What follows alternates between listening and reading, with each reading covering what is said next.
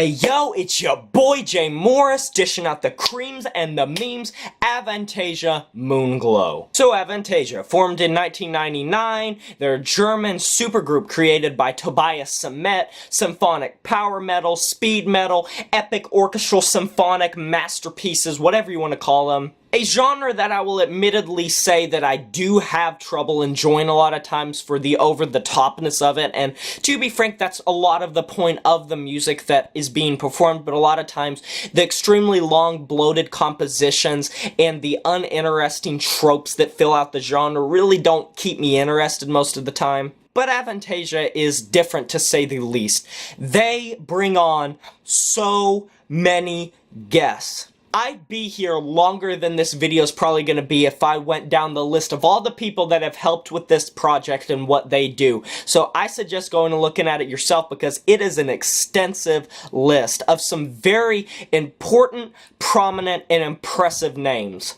And let me just say, you have some heavy hitters appearing on this album when it comes to guest vocalists. Just to name a few, you got Jeff Tate of Queensryche, you have Millie Petroza of Creator, you have Hansi Kirsch of Blind Guardian, you have Michael Kiske of Helloween, my personal favorite, Candice Knight from Blackmore's Night. None of the vocal features feel like they're just there to pad out space or time or just to have a name there. They really feel like they're giving their all and working their hardest to fill out these tracks in a really nice way, and I think that pretty much entirely on this album, they land that perfectly. Ghost in the Moon starts off the track listing in such a strong way because it literally starts with the words of the title being spoken. Straight away, there's no build-up, it's just straight into the track. And for this being a 10-minute track, it goes by in a blur with some heavy symphonic orchestral instrumentation, pianos roaring across this track, and guitars that are super chuggy and super vibrant, and drums that are extremely driving and prominent in the mix. Tobias Sammet on this album reminds me a lot of Steve Perry from Journey. If you guys, I'm sure you've heard Journey tracks. The Journey-isms on this track and the Journey-isms of this entire album, in my opinion, can't really be ignored because they are there. I'm not saying they're copying them, but he sounds so much like him on this track, it's not even funny. And if you're not watching the time, you might think that this track is over at one point, but then it just busts into this rip-roaring song of just high falsetto, like operatic type vocals with instrumentation that is swelling, and it's coming to this amazing climactic peak at the last leg of this track that makes everything before it almost a little bit invalidated by just how good it is. This track starts off on such a good note. Book of Shallows is such a conundrum in my opinion because it has equally rip-roaring instrumentation at times that reminds me of like a classic thrash metal or power metal track, but then it also has these moments where it is super powerfully beautiful with the instrumental and super melodic, especially in the chorus, which is very empowering. The lyrics on this track in general are just very empowering, they speak to your soul. Jorn Lund, Ronnie Atkins, Millie Petroza, and Hansi Kirsch all feature on this track, and it is an all-star cast for a reason. It doesn't feel like it's trying too hard. A lot of power metal, in my opinion, does feel like it tries too hard to have that just epic orchestral edge because just having symphonic elements doesn't necessarily make you a good power metal band or a good symphonic metal band, but I think that they feel like they're playing their brains out and they really feel like they care about what they're doing, and the vocal performance really goes to show that he is pushing himself, and all of the guest vocalists really come together to create such an amazing 5-minute track that once again, just like the first, even though it's not as long, go by in a blur. Moonglow, the self-titled track, is only 3 minutes and 56 seconds, but it's by far my favorite track on the album. Candice Knight features on this track, and man, her and Tobias mix so well. They mesh perfectly on this track. This instrumentation is lustrous, it is flashy, but it is once again not going too far over the top. This track has such a nice sheen to it, and the guitars are working so well to create this crushing, blistering atmosphere that still has room to be beautiful, with some nice riffs and some nice licks that are going hand in hand with these crushing, but not too crushing drums to where they like drown out the mix or anything. And for a genre that's as trope-filled as symphonic metal, as power metal, as speed metal, Avantasia finds ways to make it interesting. They never feel like they're padding out time on this album, and all of the performances feel so flawless to the point to where you feel like this has been calculated for just like 10 and 15 years. We need to talk about the Raven Child. 11 minutes and 16 seconds. I went into this weary, and I think most people would, but God, this is one of the best tracks, hands down. Hansi Kirsch and Jor Lande appear again on this track, and this is a anthem, a power metal anthem, I tell you.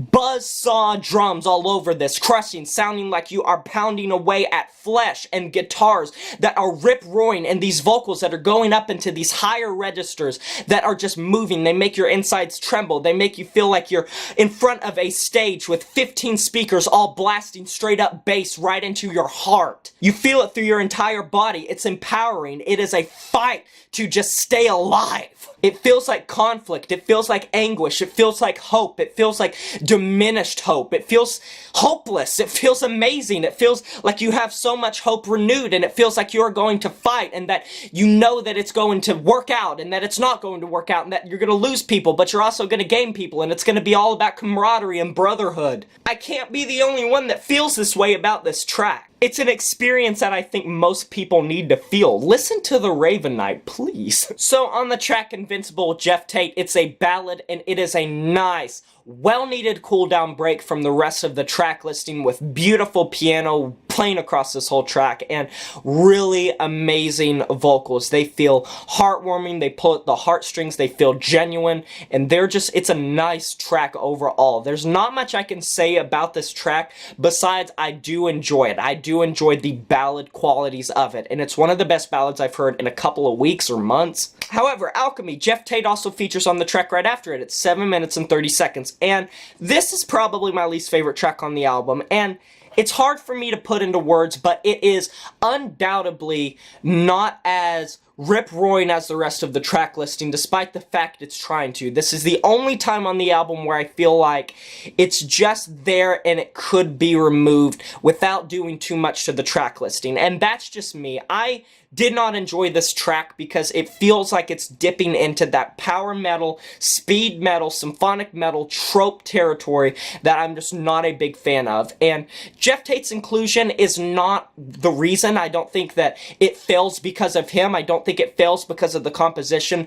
but it does have that bloated quality of being overly long and not really doing much in the composition to really value and have to be that long. I'll also go as far as to say that Heart, the bonus track, is not a very good ender, and the fact that they put the Maniac cover as the ender of the album, I don't know how to feel about that, because I do really enjoy the Maniac cover. They deliver it with a lot of heart and a lot of passion, and it does pretty much pure justice of a power metal song to the original. It's just, I don't know, I wish they would have ended off on a better foot than either a cover or a really lackluster short power metal song. Unfortunately, that's what I feel like Heart is. It feels a lot like Alchemy in my opinion. It's very short, however, and it doesn't do much. It just feels like another, I am epic, I am orchestral. Mind you, I liked a lot of this album. I really enjoyed like the first 4 or 5 tracks, and the thing about that is I do feel like they have it in them to be genuine, because I do really enjoy Avantasia, and they are very talented. So overall, yeah, I enjoyed this album quite a bit, a lot more than I didn't, and there are some weak points,